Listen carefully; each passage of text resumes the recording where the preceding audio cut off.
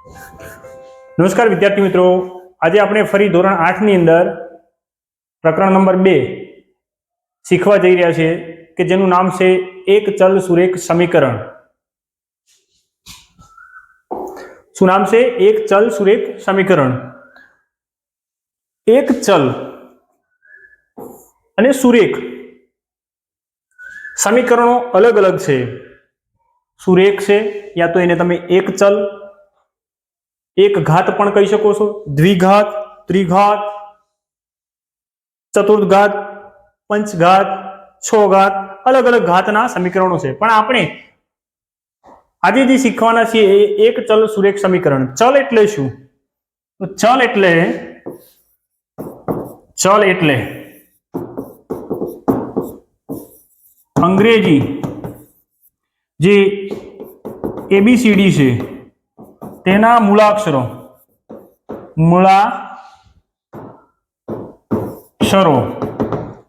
જે આ મૂળાક્ષરો છે એમાંથી કોઈ મૂળાક્ષર લઈ અને એક તાર્કિક રચના કરવાની છે, એક સમીકરણ બનાવવાનું છે. અને એની અંદર પણ અહીંયા જે અક્ષરો છે 26 છે, પણ આપણે કેટલા લેવાના છે? એક જ ચલ લેવાનો છે. ચલ કેટલા લેવાના છે? એક જ ચલ લેવાનું છે. અને એ ચલ થકી આપણે સમીકરણ રચવાનું છે. તો અગાઉના ધોરણની અંદર આપણે સમીકરણ રચતા શીખ્યા છીએ. જેમ કે 7x + 3. અહીંયા શું થયું છે? 7x + 3. આમ તો આપણે સાદો સરવાળો જાણીએ કે ભાઈ 7 + 3 = 10 થાય, પણ અહીંયા 7 ની સાથે કંઈક જોડાયું છે અને આ જે જોડાયું છે એને કહેવાય છે ચલ. શું કહેવાય છે? એને ચલ કહેવાય છે. હવે જ્યારે કોઈ વસ્તુ જોડાય છે અને જોડાય છે ત્યારે એની કિંમત મેળવવાની હોય છે. બરાબર છે? તો આપણે આની જો કિંમત મેળવવી હોય તો આગળ ગણતરી કરવી પડે છે. બરાબર છે કે ભાઈ હવે બરાબર કરીને તમે અહીંયા 0 લખી શકો છો. બરાબર છે? એને ઉકેલવા માટે તો અહીંયા જે છે ચલ છે આપણી જોડે. ચલ x પણ હોઈ શકે. જો ચલની અંદર એવું જરૂર નહીં કે x જ હોય, y હોય, z હોય, w હોય, તમે જે લેવા માંગતા હોય એ અમુક ફિક્સ માની લેતા હોય કે ભાઈ ચલ એટલે x અને y જ લેવા. એવું નથી હોતું. ચલ તમારી ઈચ્છા પ્રમાણે તમે એને લઈ શકો છો. તો આ ચેપ્ટરની અંદર આપણે એ શીખવાનું છે. તો આને ઉકેલવું હોય તો કઈ રીતે ઉકેલી શકીએ? તો આને ઉકેલવું હોય, આની ગણતરી કરવી હોય તો 7x બરાબરની પેલી બાજુ શું હતું? 0. અહીંયા જે પ્લસ છે એ બરાબરની આ બાજુએ જાય એટલે શું થઈ જશે? આમાંથી ઓછા. તો 7x = -0 માંથી 3 જાય એટલે પેલા તો 0 માંથી 3 ન જાય, પણ અહીંયા -3 વધે છે. તો 7x = -3 ભાગ્યા અહીંયા ગુણાકારમાં છે તો આ સંખ્યા અહીંયા આવશે એટલે શું થઈ જશે? ભાગાકારમાં.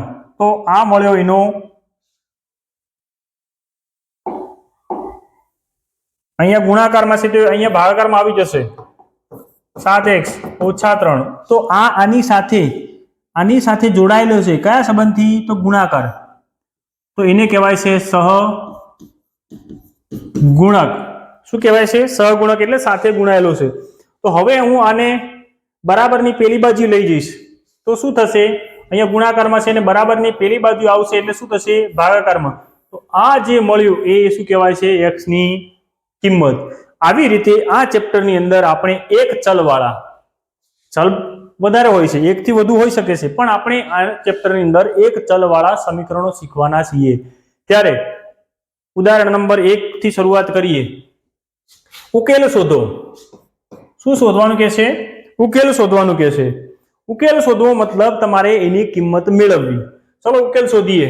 તો x વાળા એક બાજુ ભેગા કરીએ અને એક બાજુ જે સંખ્યા છે એ ભેગી કરી લઈએ. તો 2x, આને હું x ને આ બાજુ લઈ દઈશ તો શું થશે?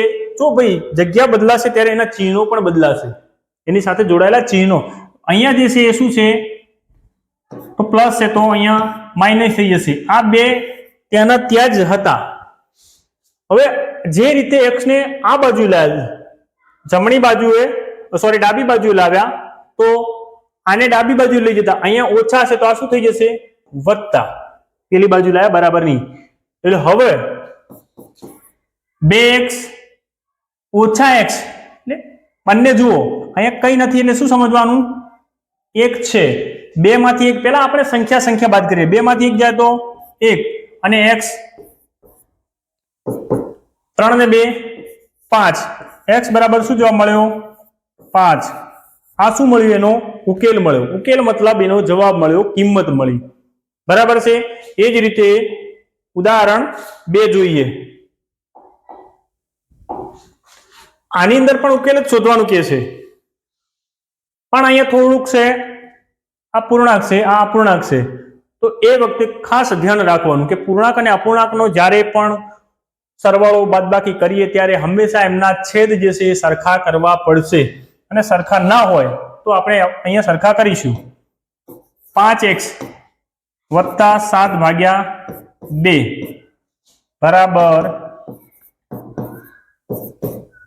-14. હવે જોતા હતા કે ભાઈ લસા લેવો હોય, ધારો કે અહીંયા કઈ નથી એટલે શું સમજી લેવાનું 1, અહીંયા કઈ નથી એટલે શું સમજી લેવાનું 1, તો આ બંનેનો લસા શું થાય 2 થશે, આ બંનેનો લસા શું થશે 2 થશે.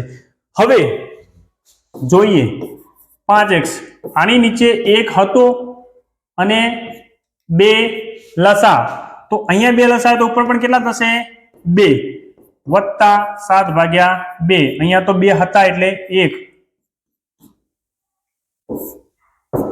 એ જ રીતે 3/2 લસા કેટલો આવ્યો 2, તો અહીંયા ગુણાકારમાં 1 તો ઉપર પણ ગુણાકારમાં 1, બરાબર છે.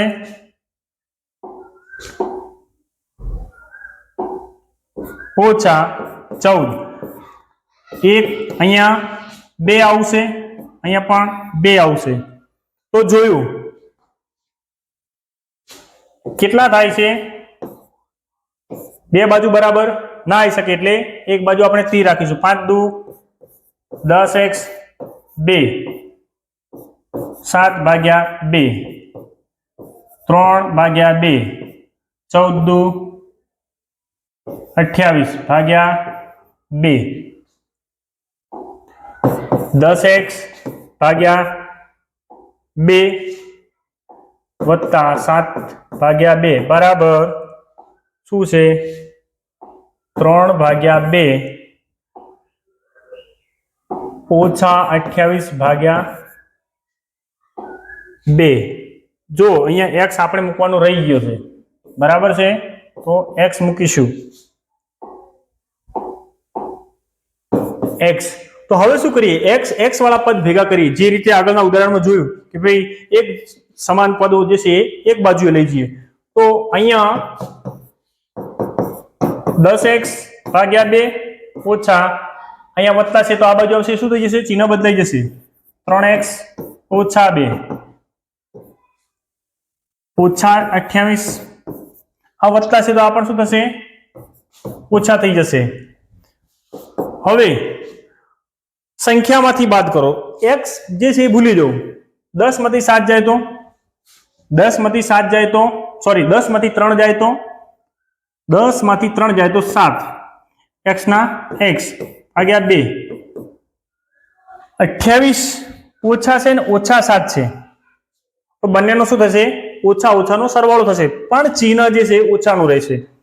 28 ને 7 35/2. જો તમે ચોકડી ગુણાકાર પણ કરી શકો છો અને બે બાજુ 2 હોય, સરખા સંખ્યા હોય તો આને તમે નીકાળી પણ શકો છો. જેમ કે આને આપણે 2 અહીંયા છે ને 2 અહીંયા છે એટલે કાઢી લીધા. તો હવે